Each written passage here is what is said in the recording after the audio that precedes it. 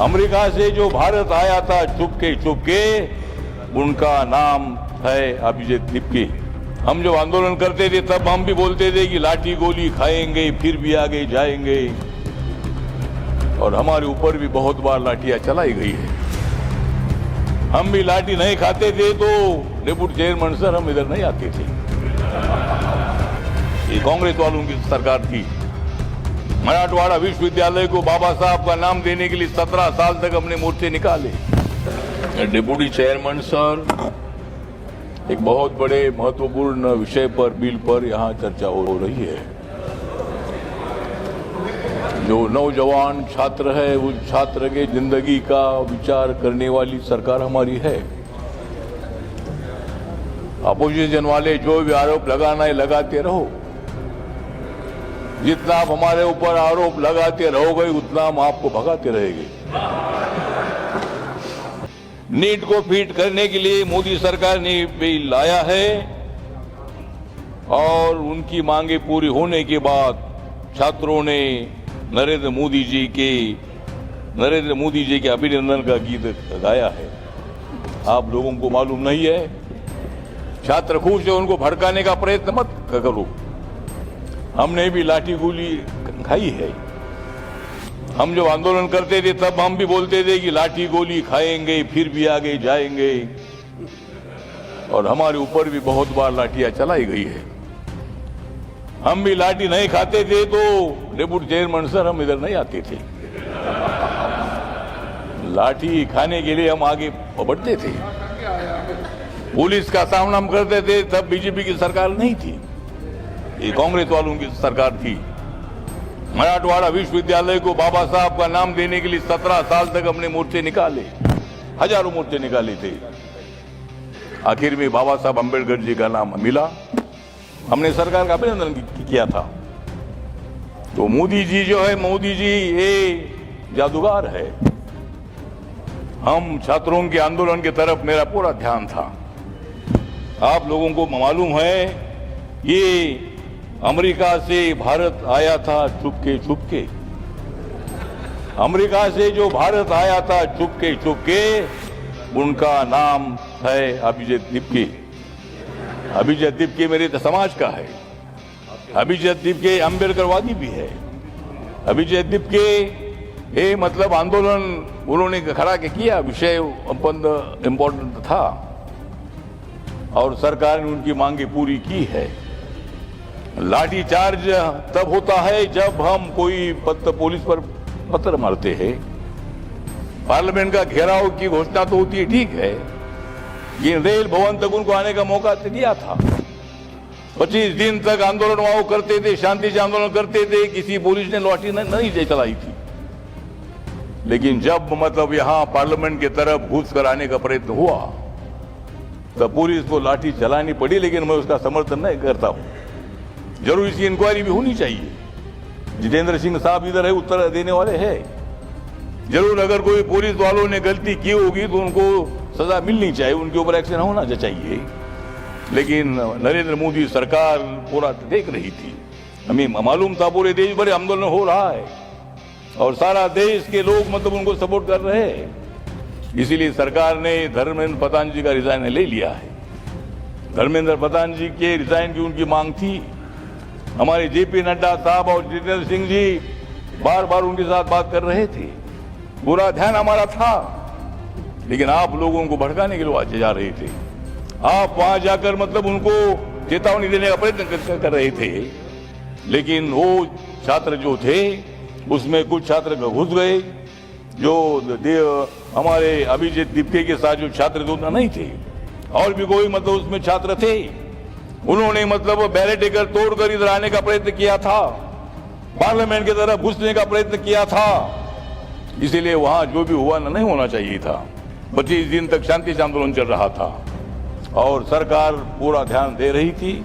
सरकार ने पूरी मांगी उनकी मान्य कर दी है, और इसलिए ये बिल जो यहाँ लाया है, इस बिल जो लाया है मतलब नीट पेपर हुआ था लीक, नीट पेपर हुआ था लीक, और उस पर चर्चा करने का ये आया है हमारे ऊपर, ये चर्चा करने का ये है वीक। तो हम सब लोग मिलकर, जो हमारे छात्र है, नौजवान है, उन नौजवानों के पीछे हम लोग हैं। नौजवान हमारे नहीं रहते थे तो शायद 2014 में नरेंद्र मोदी की सरकार नहीं आती थी। मैं कांग्रेस पार्टी को छोड़कर अगर मैं बीजेपी के साथ नहीं आता था तो सरकार नहीं आती थी, ऐसा नहीं है। लेकिन मैं आपके साथ आया, आपको सपोर्ट करने के लिए मैं आया था। मेरी पार्टी बाबा साहब अम्बेडकर की पार्टी है और इसीलिए इस बिल का समर्थन करने के लिए मैं यहाँ खड़ा हूँ। नौजवानों को भड़काने का प्रयत्न मत करो। सारे नौजवान हमारे साथ है, वो आने वाले चुनाव में भी हमारे साथ रहेंगे और 2029 में भी नरेंद्र मोदी जी प्रधानमंत्री रहेंगे और उस मंत्रिमंडल में मैं भी उसमें रहूंगा। Thank you. अब इसीलिए मतलब टीटी की बात है तो इसीलिए। तर मंडळी, हे आहेत रामदास आठवले. नीट परीक्षा सुधारणा आणि विद्यार्थी कल्याणावर रामदास आठवले यांचं संसदेतलं हे भाषण आहे. नीट पेपर फुटी आणि परीक्षा सुधारणा विधेयक त्यांनी या ठिकाणी मांडलं. विषय तो नीट पेपर फुटीचा होता. रामदास आठवले जे केंद्रीय मंत्री आहेत, खासदार आहेत, त्यांनी हे सगळं आपलं भाषण या ठिकाणी प्रस्तुत केलं. मोदीजी जादूगार आहेत. नीट व्यवस्थित फिट करण्यासाठी त्यांनी हे विधेयक आणलं आहे. आम्ही विद्यार्थ्यांच्या पाठीशी आहोत, विद्यार्थ्यांना भडकावण्याचा प्रयत्न करू नका असं त्यांनी यावेळेस सांगितलं. अभिजित दिपके, आंदोलनाचं नेतृत्व करणाऱ्या अभिजित दिपके यांचा उल्लेख या ठिकाणी त्यांनी केला. केंद्रीय शिक्षण मंत्री धर्मेंद्र प्रधान यांना राजीनामा द्यावा लागल्याचं देखील त्यांनी सांगितलं. आणि डॉक्टर बाबासाहेब आंबेडकर यांची वैचारिक प्रेरणा ही आपण कशी जपतोय हे त्यांनी या ठिकाणी सांगितलं. नीट परीक्षा प्रणालीमध्ये सुधारणा करून पेपर फुटीसारख्या गंभीर समस्यांवर कायमस्वरूपी उपाय करणं हे आपलं काम असल्याचं ते यावेळेस म्हणतात. मराठवाडा विद्यापीठाला डॉक्टर बाबासाहेब आंबेडकर यांचं नाव देण्यासाठी तब्बल 17 वर्षे लढा दिला, लाठी गोळ्या खाल्ल्या असं देखील त्यांनी अनुभव या ठिकाणी सांगितला. शांततापूर्ण आंदोलनाला समर्थन व्यक्त करताना संसदेच्या सुरक्षेचा भंग झाल्यास पोलिसांनी कारवाई करणं आवश्यक असल्याचं सांगितलं. मात्र लाठीचार प्रकरणाची चौकशी व्हावी अशी मागणी देखील त्यांनी केली. राजकीय भूमिका देखील त्यांनी या ठिकाणी मांडली. 2029 पर्यंत मोदी सरकार कायम राहील आणि युवकांचा पाठिंबा सरकारला मिळत राहील असं आश्वासन देखील त्यांनी यावेळेस समोरच्या मंडळींना दिलं. राज्यसभेचे खासदार रामदास आठवले यांनी नीट पेपर फुटी प्रकरणात आणि त्या संदर्भातील विधेयकांवर हे भाषण केलेलं आहे. या भाषणामध्ये सरकारने विद्यार्थ्यांच्या हितासाठी उचललेल्या उपाययोजना तसेच आंदोलनाच्या दरम्यान घडलेल्या घटना या सगळ्या गोष्टींचा उल्लेख त्यांनी या ठिकाणी केला. विरोधकांच्या आरोपांना उत्तर देण्यासाठी त्यांनी सरकारच्या सुधारणा केंद्रित दृष्टिकोन देखील स्पष्ट या ठिकाणी केला. सरकारचा विद्यार्थी केंद्रित दृष्टिकोन आणि नीट विधेयक या संदर्भाने देखील त्यांनी मुद्दे मांडलेत.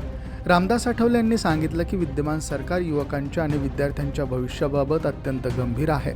नीट परीक्षेतील त्रुटी दूर करून परीक्षा अधिक पारदर्शक, विश्वासार्ह आणि सुरक्षित करण्यासाठी हे विशेष असं विधेयक आणण्यात आलेलं आहे. त्यांच्या मते सरकारच्या या निर्णयामुळे विद्यार्थ्यांमध्ये समाधानाचं वातावरण आहे. विरोधक विद्यार्थ्यांची दिशाभूल करतात, अशी दिशाभूल विरोधकांनी करू नये असं आवाहन त्यांनी यावेळेस केलं. विद्यार्थ्यांच्या भवितव्याच्या संरक्षणासाठी हे विधेयक अत्यंत महत्त्वाचं असल्याचं देखील त्यांनी या ठिकाणी मांडलं. तर भाषणादरम्यान अमेरिकेतून आलेले विद्यार्थी नेते अभिजित दिपके यांच्या नेतृत्वाखाली झालेल्या आंदोलनाचा उल्लेख त्यांनी केला. विद्यार्थ्यांनी सलग 25 दिवस शांततापूर्ण आंदोलन केलं असं देखील आठवले यांनी यावेळेस सांगितलं. मात्र संसदेकडे जाण्याचा आणि बॅरिकेड्स तोडण्याचा प्रयत्न झाल्यानंतर पोलिसांना कारवाई करावी लागली असं त्यांनी यावेळेस नमूद केलं.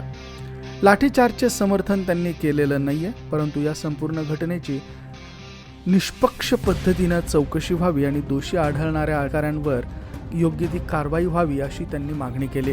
सरकार विद्यार्थ्यांच्या मागण्यांबाबत संवेदनशील असून केंद्रीय शिक्षण मंत्री धर्मेंद्र प्रधान यांच्यासह वरिष्ठ नेते परिस्थितीवर लक्ष असल्याचं देखील त्यांनी सांगितलं. रामदास आठवले यांनी आपल्या राजकीय संघर्षाची आठवण करून दिली.